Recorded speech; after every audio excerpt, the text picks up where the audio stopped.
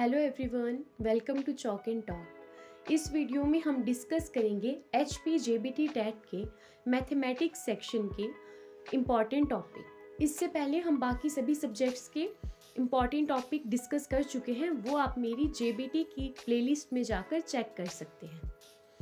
तो JBT TET में जो हमारा मैथ्स रहता है वो रहता है 30 मार्क्स का। तो इसके लिए आप लोग 6th, 7th, 8th क्लास की NCERTs फॉलो कर सकते हैं, क्योंकि JBT टैट में जो हमारा मैथ्स रहता है वो 6th, 7th, 8th क्लास से ही ज़्यादा पूछा जाता है। बाकी कुछ क्वेश्चन हमारे 9th, 10th से भी रहते हैं। तो 6th to 10th आपको मैथ्स की NCERTs पढ़नी है। तो चलिए सबसे पहले एक एक करके इम्पॉर्टेंट टॉपिक्स को डिस्कस कर लेते हैं। सबसे पहला है फाइंड अननोन नंबर्स।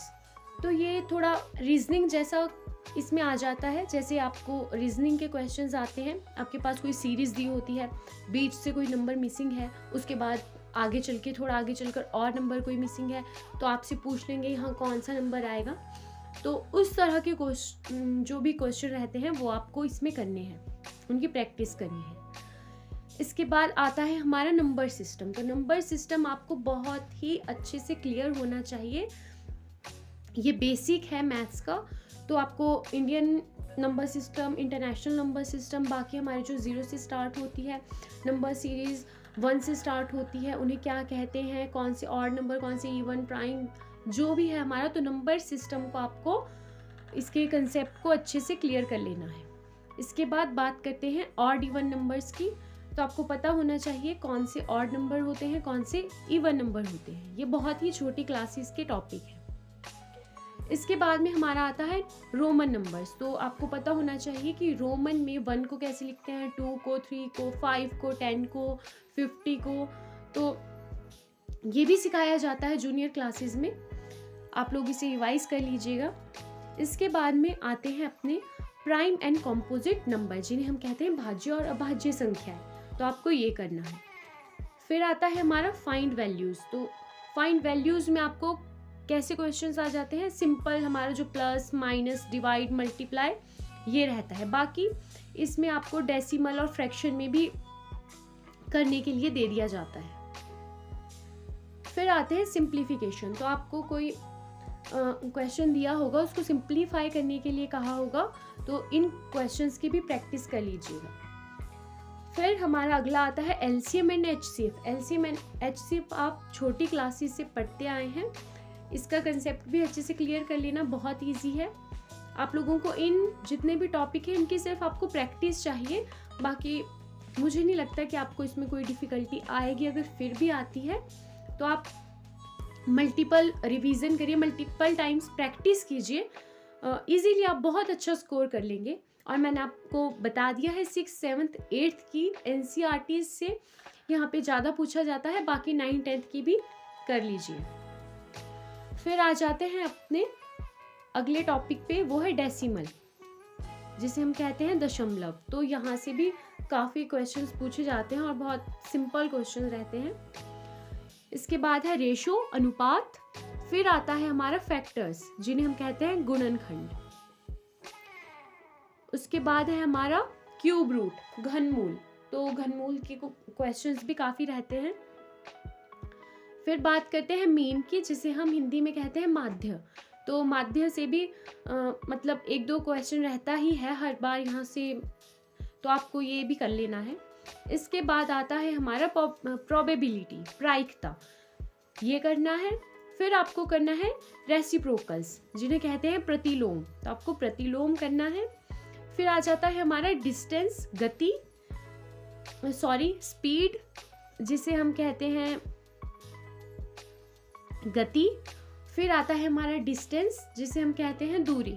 तो आपको ऐसे क्वेश्चंस आ जाते हैं कि बस की स्पीड इतनी थी या ट्रेन की स्पीड इतनी थी, आप टाइम दिया होगा या आपको उसका डिस्टेंस पूछ लिया जाएगा, या आपके पास मतलब स्पीड, डिस्टेंस एंड टाइम में से आपसे कोई एक चीज़ तो हमेशा पूछी जाती है। और ये क्वेश्चन आपको हर बार देखने को मिलेगा, ऐसा कभी भी नहीं होता है कि नहीं आए। तो आपको ये स्पीड, डिस्टेंस एंड टाइम वाले क्वेश्चंस अच्छे से करने हैं। इसके बाद में हमारा आता है एवरेज, जिसे कहते हैं हम औसत। तो एवरेज से भी क्वेश्चंस रहते हैं। इसके बाद हमारा अगला है रेंज, परिसर। फिर आपको करना है प्रॉफिट एंड लॉस, लाभ और हानि।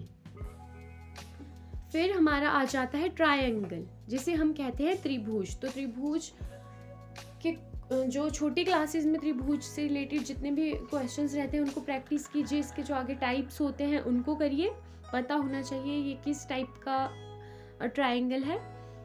उसके बाद हमारा आ जाता है रेक्टेंगल, जिसे हम कहते हैं आयत। आयत के भी क्वेश्चंस रहते हैं, इसका एरिया वगैरह पूछ लिया जाता है, तो आपको ये आने चाहिए। जितनी भी हमारी शेप्स रहती है मैथ्स में, इनका आपसे एरिया, पेरीमीटर वगैरह पूछ लिया जाता है, तो ये आपको करने हैं। फिर हमारा रहता है पेरीमीटर, तो आपसे पेरीमीटर पूछ लिया जाता है, एरिया पूछ लिया जाता है, जिसे हम कहते हैं क्षेत्रफल। ये मैं बता चुकी हूँ आपको। फिर हमारा अगला आता है सर्कल, जिसे हम कहते हैं वृत्त। तो वृत्त से भी आपको काफ़ी क्वेश्चन पूछे जाते हैं। इसमें आपसे रेडियस, जैसे त्रिज्या बोलते हैं, वो पूछ लिया जाता है। इस तरह के कुछ मतलब क्वेश्चंस रहते हैं। और आपके पास सर्कल के साथ साथ सेमी सर्कल, जिसे हम कहते हैं अर्धवृत्त, यहाँ से भी काफ़ी क्वेश्चन आते हैं। फिर हमारा अगला है क्वाड्रिलेटरल, विकर्ण। तो यहाँ से भी क्वेश्चन रहते हैं, ये भी आपको करना है। फिर आ जाता है हमारा परसेंटेज, जिसे हम कहते हैं प्रतिशत। तो आपको सिंपल परसेंटेज का फॉर्मूला पता होना चाहिए, कैसे फाइंड आउट करते हैं।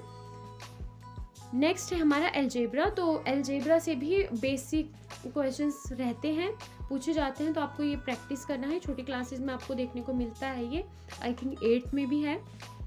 उसके बाद हमारा आ जाता है पाइथागोरस थ्योरम। तो पाइथागोरस थ्योरम से भी कई बार क्वेश्चन रहते हैं, ये भी आपको स्किप नहीं करना है।